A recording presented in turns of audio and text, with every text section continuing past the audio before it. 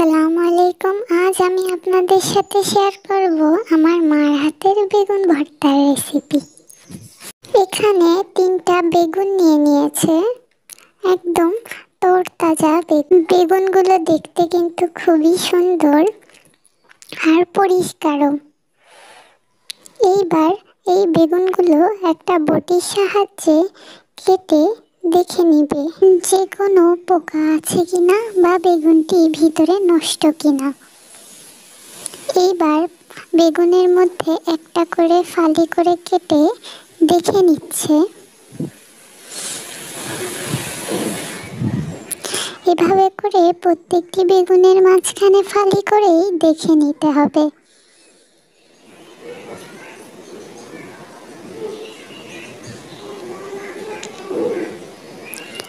এভাবে করে সবগুলো বেগুন কেটেই দেখে নিয়েছে, বেগুনগুলো ঠিকঠাকই আছে। এইবার চুলাতে একটি তাওয়া বসিয়ে দিয়েছে।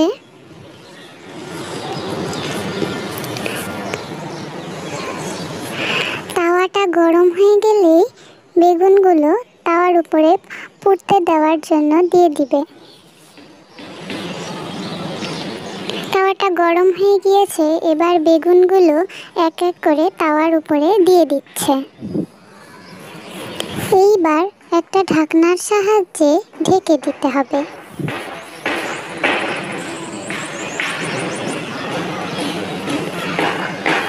এভাবে কিছুক্ষণ ঢাকা দিয়ে বেগুনের এক পাশ নিবে, ঢাকনাটা তুলে আবার ঘুরিয়ে অন্য পাশ পুড়তে দিবে।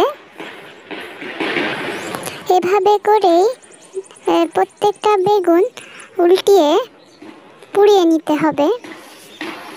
উল্টিয়ে দিয়ে আবার কিছুক্ষণের জন্য ঢাকনা দিয়ে বেগুনগুলোর আরেক সাইড পুড়তে দিতে হবে।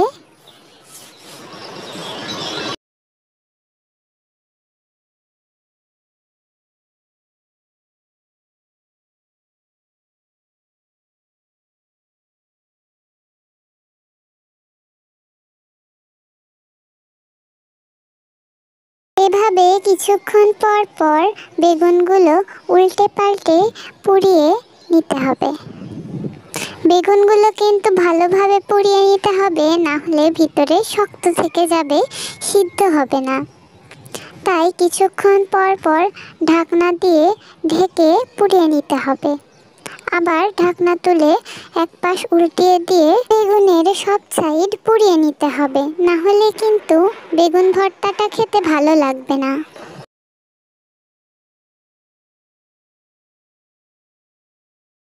কিছুক্ষণ পর পর এইভাবে ঢাকনা দিয়ে ঢেকে পুড়িয়ে নিচ্ছিল। আবার একটু পর ঢাকনা তুলে আরেক সাইড পুড়তে দিচ্ছিল।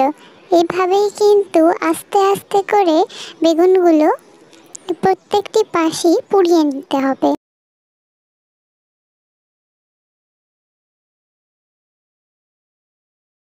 এখানে আমার মা কিন্তু একটা বুদ্ধি ইউজ করেছে।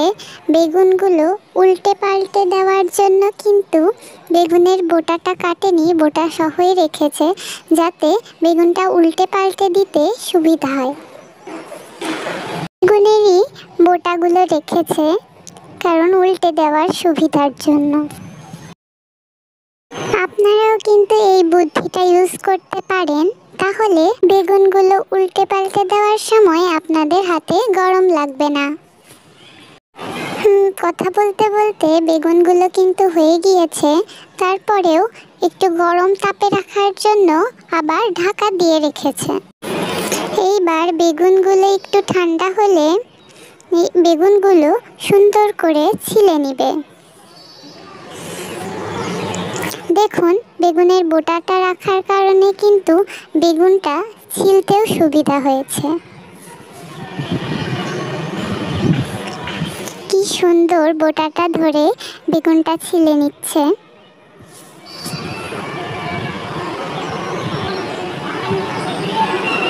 বেগুনের পোড়ানো অংশগুলো কিন্তু ভালোভাবে ছিলে নিতে হবে, না হলে কিন্তু তিতা লাগবে। বেগুনের পোড়া অংশগুলো ভর্তার মধ্যে থেকে গেলে তখন খেতে ভালো লাগবে না।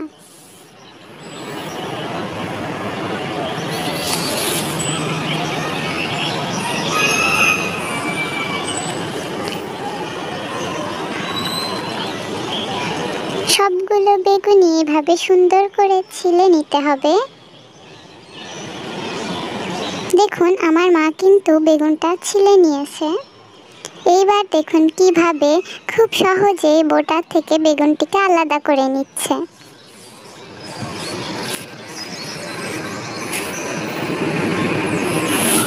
এভাবে করেই প্রত্যেকটি বেগুন ছিলে নিবে।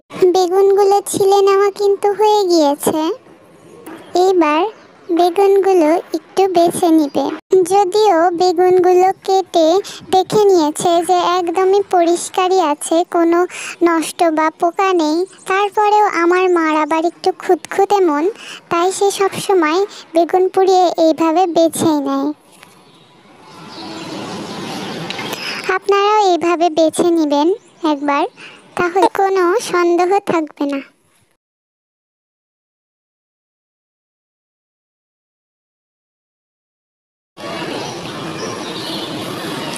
এইভাবে করে সবগুলো বেগুন বেছে নিয়েছে।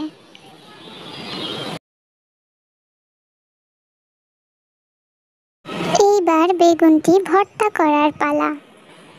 বেগুন ভর্তা করার জন্য এইখানে নিয়েছে কিছুটা কাঁচা মরিচ, কয়েক টুকরা রসুন আর পেঁয়াজ। বেগুন ভর্তায় পেঁয়াজটা একটু বেশি করেই নিতে হয়, নাহলে খেতে ভালো লাগে না। আর নিয়েছে কিছু ধনেপাতা।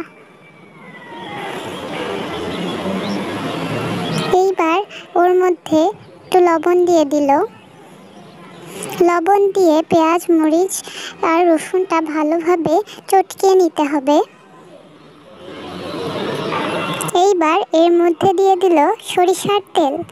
সরিষার তেল দেওয়ার পরে মরিচ, পেঁয়াজ ও রসুনটা আরও ভালোভাবে চটকিয়ে নিতে হবে। দেখুন সুন্দরভাবে চটকিয়ে নিচ্ছে। এইবার আগে থেকে পুরানো বেগুনগুলো ওর মধ্যে দিয়ে দিল। এইবার ভালোভাবে মাখিয়ে নিচ্ছে।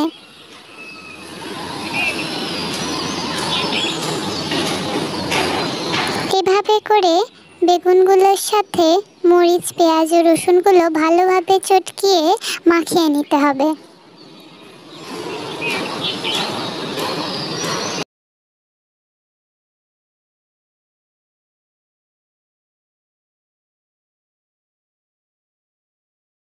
এইবার আগের থেকে কেটে রাখা ধনের পাতাগুলো এই ভর্তার মধ্যে দিয়ে দিল।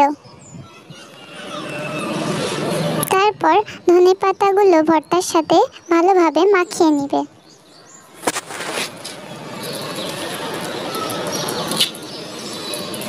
দেখুন সুন্দর করে মাখিয়ে নিচ্ছে ভর্তাটা। আর একটু কিছু সরিষার তেল দিয়েছে।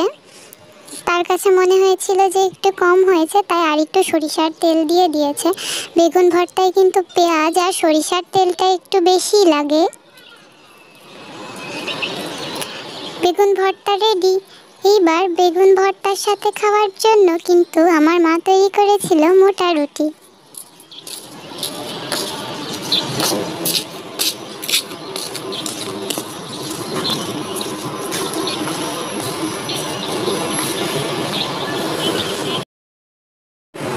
এরকম রুটি দিয়ে বেগুন ভর্তা কিন্তু আমাদের সবার অনেক বেশি পছন্দ।